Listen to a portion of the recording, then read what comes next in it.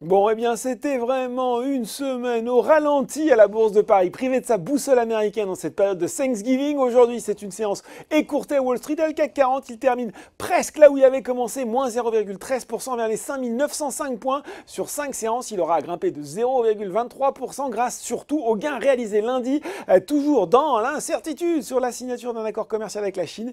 Le Dow Jones se replie de 0,3% et le Nasdaq de 0,2% vers 17h40. Sur le marché français, sur le SBF 120, c'est Ipsos qui est en tête des progressions devant Trigano et DBV qui poursuivent sur leur lancée.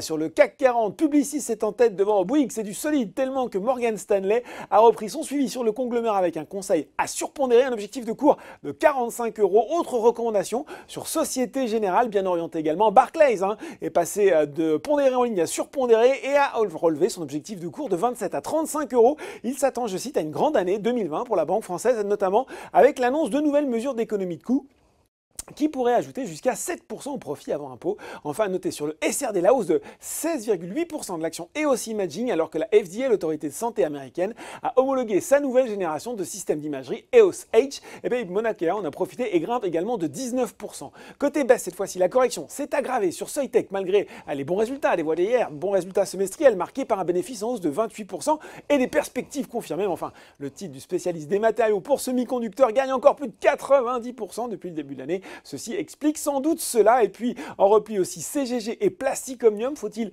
y voir une déception des investisseurs alors que l'équipementier auto a annoncé un report de son Investor Day en raison des mouvements sociaux à venir en France. Il était prévu le 6 décembre. Ce sera finalement le 7 janvier dans son nouveau centre de recherche à Bruxelles. Forcia aussi est dans le rouge. Enfin, Air France KLM recule de plus de 2% alors que Crédit Suisse a dégradé le titre de neutre à sous-performance. Voilà, c'est tout pour ce soir. En attendant, n'oubliez pas, tout le reste de l'actu éco est financé sur Boursorama. Un très bon week-end.